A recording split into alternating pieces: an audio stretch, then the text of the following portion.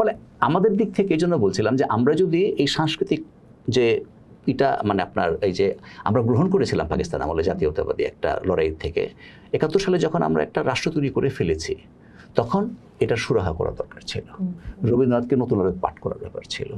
জাতীয়তাবাদটাকে নতুনভাবে দেখার দরকার ছিল। এমনকি আমাদের রাষ্ট্রের মানেটা কি বোঝাই এই জনপদে যে আমরা এই জনগোষ্ঠী যেটা রাষ্ট্র তৈরি করলো এটা আমাদের বোঝার দরকার ছিল। আপনার কি মনে হয় বলেন? আপনিও তো দেখছেন, আপনারও তো একটা মনে হচ্ছে যে আপনি এর ব্যাপারে আপনার কিছু ক্রিটিসিজম আছে, আপনার কিছু পর্যালোচনা আছে, পর্যবেক্ষণ আছে। আমার যেটা মনে হয়েছে যে এই আপনি যেটা বলছেন সেটার সাথে আসলে ভিন্ন তেমন সেটা না, কিন্তু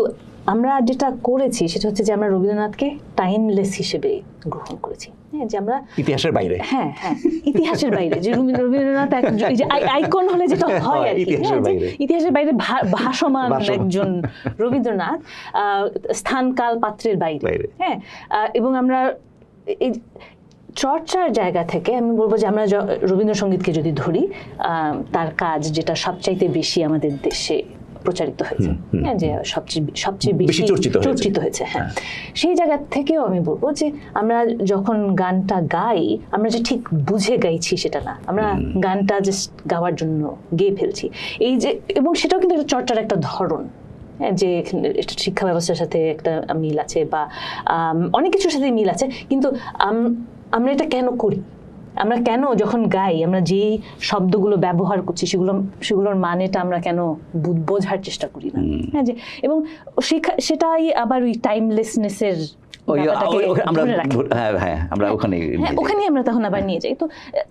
তো ওটা একটা দিক, এবং সেটার সাথে জড়িত হচ্ছে গিয়ে যে আমরা কোন রবীন্দ্রনাথকে পাই ভাবতে গেলে যে আমরা যে পশ্চিমের দেখা রবীন্দ্রনাথকেই যে আমরা গ্রহণ করি, হ্যাঁ, যে গীতাঞ্জলির পরবর্তী সময়ে, যে নোবেল পাওয়ার পরবর্তী সময়ে তার বিভিন্ন দেশে ভ্রমণ সময়ে যেই ধরনের ছবি, রোব পরা, দাড়ি, হ্যাঁ, মানে সাধু সন্ন্যাসী বেশে, গুরু বেশে, সেই রবীন্দ্রনাথকে পাই। কিন্তু রবীন্দ্রনাথ যখন পূর্ববঙ্গে সময় কাটিয়েছেন তিনি কিন্তু 30 বছরের যুবক, এবং তিনি যেই সময়ে, এই যদি আমরা বলি বাংলাদেশের বা পূর্ববঙ্গের আকাশ হোক, মানুষ হোক, কৃষক হোক, পদ্মা হোক, যমুনা হোক,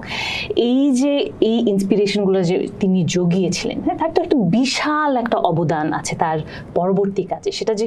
কেবলমাত্র পূর্ববঙ্গে বসে লেখা কাজের উপর প্রভাব সেটা কিন্তু না, হ্যাঁ, যে মানুষ হিসেবে তাকে গড়ে তুলেছে, হ্যাঁ, এটা তো মানে, এবং এই সময়টা তো আসলে যে কোনো মানুষের জন্য খুব গুরুত্বপূর্ণ একটা সময়। তিনি 30 থেকে 40 বছর বয়সে এই জায়গায় সময় কাটিয়েছেন, এবং একটা জায়গায় তিনি লিখছেন একটা চিঠিতে যে এরকম শূন্য উনি কোথাও দেখেননি, আকাশের শূন্যতা এবং মাটিতে শূন্যতা। যে মাটিতে শূন্যতা কি, এই যে মানুষের শূন্যতা, এই যে এই দরিদ্র মানুষ, তাদের কিছুই নাই, হাহাকার তাদের জীবনে, সেটা দেখে তিনি বলছেন যে এই যে এই ব্যাপকতা যেটা এখানে এসে তিনি দেখছেন, এবং এখানে নানানভাবে যে উনি ইন্সপায়ার্ড হচ্ছেন, হ্যাঁ, সেটার তো একটা বড় প্রভাব তার কাজে, সে সময়কার কাজে। এবং আমরা তার চিঠি দেখলে আমরা খুব ভালোভাবে বুঝি যে এই ধারাবাহিকতাটা কিভাবে গড়ে উঠেছে, যে প্রথমে তিনি আসতেই চাননি, যে এক ধরনের দায়বদ্ধতা থেকে তিনি আসেন, কিন্তু এসে তিনি খুব শীঘ্রই বুঝে যান যে এখানে তার পাওয়ার অনেক কিছু আছে। এই যে এই ব্যাপারটাই যে 6 বছর তিনি একটা নৌকায় কাটিয়ে দিলেন পদ্মা পাড়ে, যে ওই চিত্রটা আমরা মাথায় রাখলেই আমরা কিন্তু বুঝবো যে এটা তো হবেই, যে এরকম আকাশনী যা কখনো কোথাও দেখেননি, এবং এই পুরোটা মিলে শহরের মানুষ, হ্যাঁ, কলকাতা থেকে এসে, এবং আমরা তার বিভিন্ন কবিতাতে পাই যে বর্ষা যাপন অথবা যে সোনার তরী, যে দুটো কবিতার যদি আমরা একসাথে দেখি তাহলে আমরা বুঝি যে এই পূর্ববঙ্গের বর্ষা এবং কলকাতায় বসে তার জোড়াসাঁকোতে বসে যে বর্ষা, তার যে ভিন্নতা, এই একটা এক্সপিরিয়েন্সের মধ্যে দিয়ে তিনি গেলেন এবং দেখলেন। এখানে এই জায়গাটায় আমার মনে হয় কি যে আমরা বাংলাদেশে বসে এই রবীন্দ্রনাথকে যদি একটু বোঝার চেষ্টা করতাম, আমরা আরেকটু হয়তো তার কাছে যেতে পারতাম, রবীন্দ্রনাথ হয়তো এত দূরের মনে হতো না। যে আরেকটা বলি যে এই যে এই এত ধরনের তার বিরুদ্ধে কথাগুলো আসে যে মুসলমান নিয়ে তিনি কেন লিখেননি, না ওরকম স্পেসিফিক্যালি লেখাটা তো আসলে উনি, আমার মনে হয় না উনি তার নিজের কাজ হিসেবে মনেও করেছেন, কারণ আমরা এইখানে তার থাকার এবং তার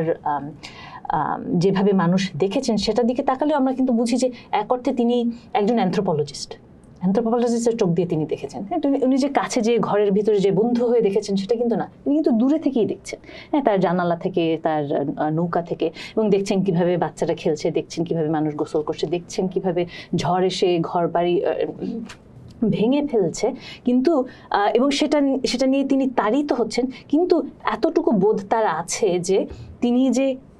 এক্স্যাক্টলি তার ভিতর দিয়ে কি যাচ্ছে সেটা তো তিনি বুঝতে পারছেন না। এবং আমার কাছে তখন মনে হয়েছে যে উনি তখন প্রকৃতিকে একটা ডিভাইস হিসেবে ব্যবহার করছেন মানুষের মন বোঝার জন্য। যে এই যে তিনি যে তার কত কাজে আমরা দেখি যে প্রকৃতি এবং মনের যে একটা কানেকশন, যে কীভাবে তিনি বোঝার জন্য মেঘলা আকাশ, মেঘলা মন, এই যে এক ধরনের একটা কানেকশন তিনি খুঁজে পাচ্ছেন, সেটা এক অর্থে মনে হতে পারে রোম্যান্টিক, কিন্তু অন্য অর্থে আমার এই পূর্ববঙ্গের কাজ দেখে মনে হচ্ছে যে না, এটা কিন্তু আসলে যে পুরোপুরি রোম্যান্টিক তা না, ওনার একটা রোম্যান্টিক ঘরানা থেকে এসছেন বলে সেটা মনে হবে, হয়তো তার প্রথম ইনস্টিংক্টটা সেটাই ছিল। কিন্তু আমরা পরবর্তী সময়ে দেখছি যে তিনি সেটা দিয়ে বোঝার চেষ্টা করছে যে এই যে এই ইফেক্ট যেটা ফেলছে, এই যে ঝড়ে হোক, বৃষ্টিতে হোক, যে মানুষজন মারা যাচ্ছে, সেটা তো আসলে একটা ডাইরেক্ট কানেকশন আছে। তো এটা যে শুধুমাত্র মানসিক সেটা না, এটা একটা মেটেরিয়ালিস্ট একটা জায়গাতেও। এখানে নাবিদ একটা ইন্টারেস্টিং, আমি আপনাকে বলি, জীবন স্মৃতির মধ্যে রবীন্দ্রনাথের একটা অভিজ্ঞতার বর্ণনা আছে। রবীন্দ্রনাথ তো এটা তো বলতেই হবে যে আর্য দর্শন এবং আর্য সাহিত্যের বা আর্য ধর্মের যে বিপুল উত্তরাধিকার, তাতে রবীন্দ্রনাথের মনটা অনেক স্নাত ছিল। উপনিষদ তিনি পড়েছেন গভীরভাবে এবং উপনিষদের দ্বারা গভীরভাবে প্রভাবিত ছিলেন। তার যে যাকে বলে একটা এপিফেনির মতন একটা আকস্মিক যে একটা চৈতন্যের উদয় হয়, সেটার একটা বর্ণনা তিনি দিয়েছেন রবীন্দ্রনাথ। কারণ ওর বাবা তো একটু ফার্সি সাহিত্য পড়তেন এবং তার বেশভূষা থেকে বোঝা যায় যে তার বাবার তো এমনিতে রবীন্দ্রনাথের উপরে দেবেন্দ্রনাথের প্রভাব খুব বেশি তার বাবার, ফলে সেটা একটু আসতে পারে। তো তিনি তার জীবন স্মৃতির মধ্যে লিখছেন যে তার যে প্রথম একটা উপলব্ধি হলো একটা পরমের উপলব্ধি, যেটাকে বলে আর কি। রবীন্দ্রনাথ একটু আধ্যাত্মিক, তার মধ্যে তো আধ্যাত্মিক তৃষ্ণা ছিল, অস্বীকার করার উপায় নাই। এবং তার অনেক গানের মধ্যে আমরা দেখি, পূজা পর্বের গান বাদ দিলেও তার প্রেমের গানের মধ্যে আমরা দেখবো যে একটা আধ্যাত্মিক তৃষ্ণার বা ব্যাকুলতার বা একটা ইয়ার্নিং একটা বোঝা যায়, ভাগও করা যায় না যে কোনটা পূজার কোনটা প্রেম, এগুলো বোঝা যায়। তো উনি লিখছেন যে একদিন তিনি ভোরবেলাতে তিনি বসে আছেন ছাদের উপরে এবং তিনি সূর্যোদয় হচ্ছে এবং সেই সময় একটা গাভী তার বাছুরের গা চেটে দিচ্ছে, মা গাভী। হ্যাঁ, এবং উনি বলছেন যে ওই দৃশ্যটা তার মনে হলো যে এই যে পুরো দৃশ্যটা, এই দৃশ্যপট আদিগন্ত বিস্তৃত একটা এবং সেখানে সূর্য উঠছে এবং একটা স্নেহের দৃশ্য, যে একটা প্রাণী যার ইনস্টিংক্টের, যার কোনো বুদ্ধিবৃত্তি নেই কিন্তু শুধু ইনস্টিংক্টটা আছে, একটা প্রাণীসুলভ ইনস্টিংক্ট, সেখানে একটা মা তার বাছুরকে, তার বাচ্চাটাকে গা চেটে দিচ্ছে। ওইটা তার মধ্যে একটা আকস্মিকভাবে একটা চৈতন্যের উদ্দীপন ঘটালো। ফলে রবীন্দ্রনাথ ওনার যে ব্যক্তির, ওনার যে টাইপ, ওনার যে মনের গড়ন, সেখানে প্রকৃতির একটা বিরাট যোগ আছে। তো সেদিক থেকে যদি ভাবেন প্রকৃতির যে নিজের সৌন্দর্য, প্রকৃতির যে বিরাটত্ব, এবং যেখানে মানুষ মানে প্রকৃতি সম্পর্কে আমাদের ভাবনা তো অনেক বদলেছে। প্রাণ প্রকৃতির কথা আমরা এখনও যত বলি, আমরা তো এই জিনিসটা আপনি দেখবেন যে পশ্চিমের সঙ্গে পূর্বের এই অঞ্চলের চিন্তার যে ভাগটা, এখানে কথা বলতে গেলে হয়তো ভারী হয়ে যাবে, কিন্তু আপনি যদি দেখেন যে পশ্চিমে কিন্তু চৈতন্য এবং বস্তু পৃথিবী এটাকে আলাদা করতে পেরেছে বলেই উপনিবেশটা কায়েম করা সহজ হয়েছে, যেটা নাকি ডেকার্তেরা করেছিলেন ফিলোসফিক্যালি। এবং পরে আমরা দেখেছি যে জ্ঞানটাকে আলাদা করতে পেরেছে, ফলে আমরা কিন্তু বাংলা অঞ্চলে, এই অঞ্চলে, ভারত অঞ্চলে বা বিশেষ করে বাংলায় আমরা কিন্তু চৈতন্যের সঙ্গে এই যে প্রসার, প্রকৃতি, একে কখনো ভাগ করতে শিখিনি। বাউলদের আমরা ধর্মের মধ্যে দেখি যে তারা একাকার, তারা মনে করেন দুইটা, একটা জিনিসের এপিটোপিট, একটার সঙ্গে একটা ওতপ্রোত। তো রবীন্দ্রনাথের মধ্যে এই ভাবটা কিছুটা পরিমাণে ছিল, কিন্তু সেই প্রকৃতির সঙ্গে পূর্ব বাংলার মধ্যে এসে তার এই গভীর সংযোগটা হয়তো হয়, এবং ফলে পূর্ব বাংলা শুধু তাকে মানুষের জগৎ থেকে বদলে দিয়েছে লেখক হিসাবে, ওই বয়সটা আপনি যেটা বললেন, এবং হয়তো তার আধ্যাত্মিক চৈতন্যের যে উন্মেষ, যেটাতে তিনি যেই প্রক্রিয়ার মধ্যে হয়েছে, সেখানে হয়তো এটার একটা পরিপূর্ণতাও হয়তো এসেছিল বাংলায় এসে, যেটা নাকি তার পরবর্তীকালে, যার জন্য দেখবো তার লেখাগুলোর মধ্যে, তার গানগুলোর মধ্যে এটার একটা গভীর প্রভাব সোনার তরীতে তো আমরা এটা পাই, খুবই এই যে পাচ্ছি। জীবন দেবতার যে একদম, ধারণা হ্যাঁ, আসে, ও সেখানে তো আমরা বলতে পারি যে এই আধ্যাত্মিকতার জন্মটা হয়তো এই মাঝেই, এই প্রকৃতির মধ্যে মিলিয়ে কিন্তু হ্যাঁ, আসছে হ্যাঁ, জিনিসটা। এগুলো তারপরে সেটার সাথে আমরা সংযুক্ত করতে পারি বাউলদের ধারণা, এবং সেখানেও তিনি কিন্তু এই যে তার যে চেষ্টা বোঝার, জানার এবং সেখানে এগিয়ে নেওয়ার, আমার মনে হয় যে আমরা যে ভুলটা তো করি ঠিক সেই জায়গাতে, যেখানে তিনি ছিলেন উদার, আমরা ঠিক ওই জায়গায় রিগ্রেসিভ, হ্যাঁ, আমরা সংকীর্ণ, যে আমরা